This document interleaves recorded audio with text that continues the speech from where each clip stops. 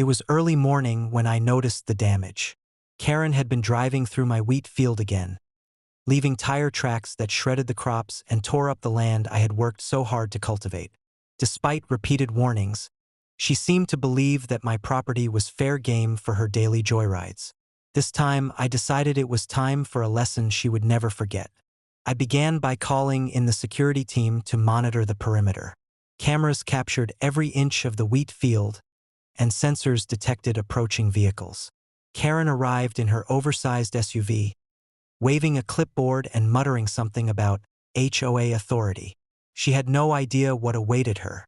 I approached the field on foot, walking past the damaged wheat, until I reached the enclosure where my prize bull, the beast bull, was kept. This wasn't an ordinary animal. He was a massive, fully trained heritage bull, known in the region for his intelligence, strength, and protective instincts. For months, I had trained him to respond to intruders and enforce boundaries without harming those who were authorized.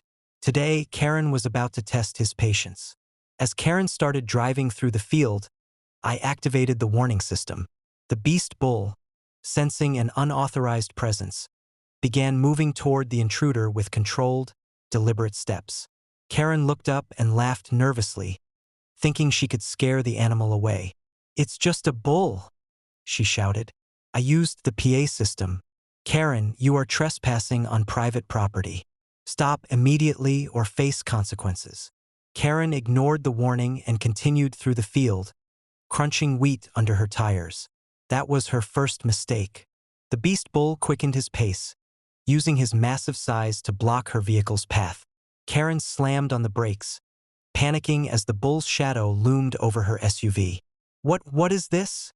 she screamed, fumbling to reverse.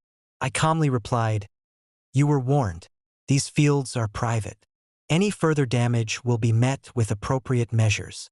Karen tried to back up, but the bull moved with precise timing, nudging her vehicle gently at first, then forcing her to retreat further from the crop. The sensors in the field had also triggered lights and alarms, attracting deputies who were monitoring the situation remotely. Within minutes, officers arrived on site, documenting the trespassing, damage, and unauthorized behavior. Karen attempted to argue her HOA authority, but the evidence was overwhelming. Tire tracks, video footage, and eyewitness accounts of her deliberate intrusion. The deputies escorted her from the property, warning her that any further damage would result in criminal charges. Meanwhile, I ensured the beast bull was secured back in his enclosure. The wheat field was assessed for damage, and the perimeter reinforced to prevent future incidents. The HOA board was notified immediately. Karen had not only trespassed repeatedly, but had also endangered herself and others by attempting to drive recklessly through private property. Her actions had triggered legal documentation of property damage, trespassing, and potential liability for any injuries or destruction caused.